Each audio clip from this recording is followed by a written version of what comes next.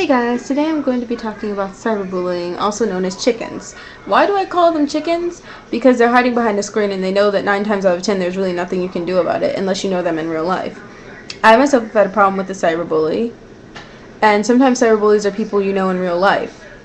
But they're just, of course, like with cyberbullying, it's so easy to remain anonymous. Like, text messaging is a way to remain anonymous because you have a phone that's not registered. Like, people use prepaid phones sometimes.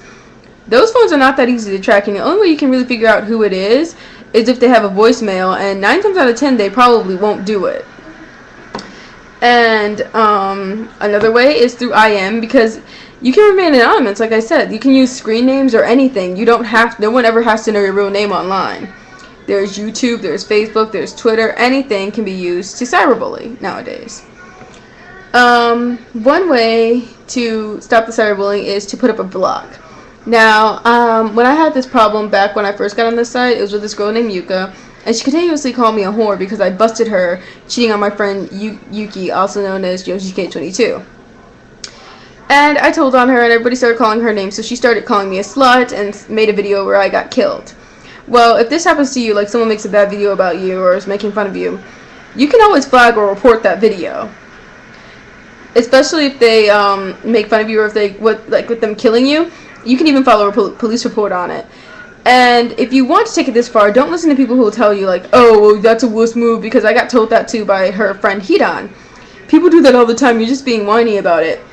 Well, thing is, it's harassment. So, basically, first of all, don't delete the emails.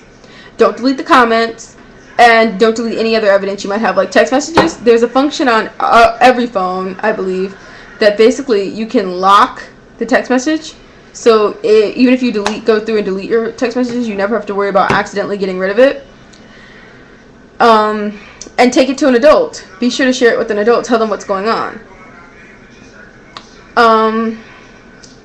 And a way to prevent cyberbullying, basically make it so people, only your friends can get onto your profiles and stuff, and only they can make comments.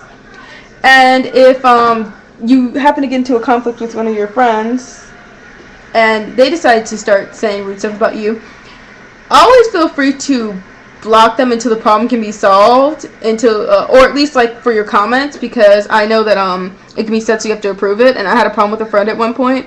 I don't want to just altogether block them, because this isn't just some random bully, this is someone I'm having a problem with.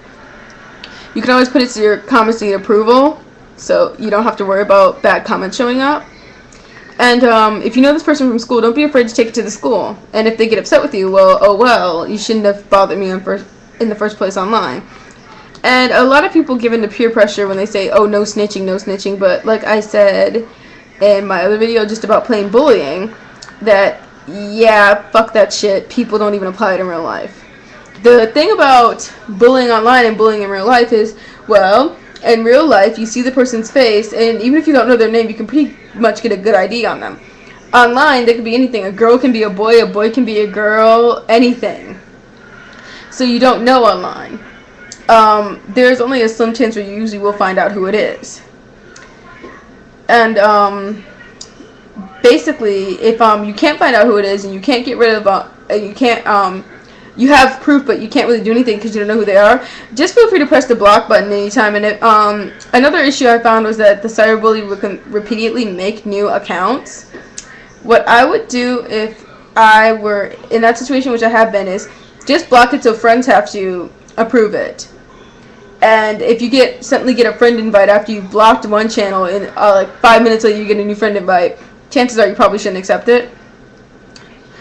And another thing is, like I was saying earlier, cyberbullies are cowards. They're chickens, and every time I've had a case of cyberbullying, when I've caught the person, or my friends have had a problem like this, whenever the dean or me, or even sometimes when the parents got involved, when I think I was like 12, basically the person was never the same way they are online. People do tend to get what I like to call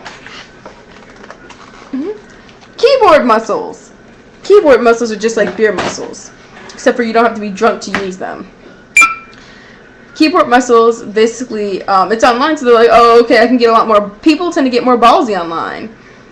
But if you are willing to take these precautions and do what I've told you, you can prevent or stop it, depending on what problem you're having. And if it's for more than one person, like I said, the friend lock is there for a reason.